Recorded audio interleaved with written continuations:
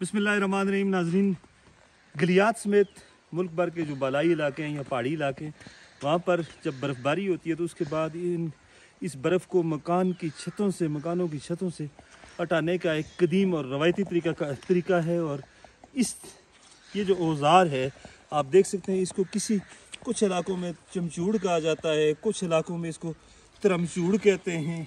और इस तरीके से ये आज से नहीं है, ये सदियों से ये तरीका राइज है कि जहाँ भी बर्फ़ होती है, गलियात समेत, नथिया गली समेत, मरी समेत, पूरे पाकिस्तान में, खैबर पख्तूनख्वा के बालाई इलाके हों या कश्मीर में, जहाँ भी बर्फ़ होती है तो बर्फ़ को इस तरह हटाते हैं। हमारा कैमरामैन आपको बताएगा कि ये तरीक़ाकार है बर्फ़ हटाने का मकान की छतों से।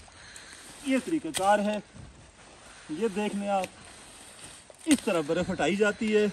और ये लकड़ी का बना होता है, इस पर जाली या चादर लगाकर इसको इतना महफूज और मजबूत बनाया जाता है कि इस पर आप बहुत ज़्यादा बर्फ़ भी लेकर जा सकते हैं।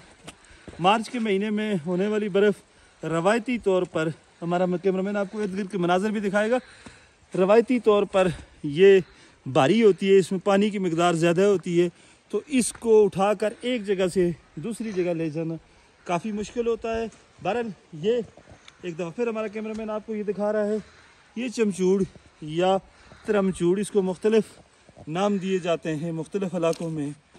तो ये अपनी नौइयत की एक ज़बरदस्त चीज़ है।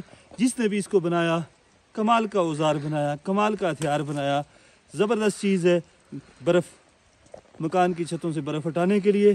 खुश रहें, आबाद रहें और दुआ करते रहें कि इसी तरह अल्लाह पाक का रहम अब्र करम हम पर बरसता रहे। अल्लाह हाफिज़।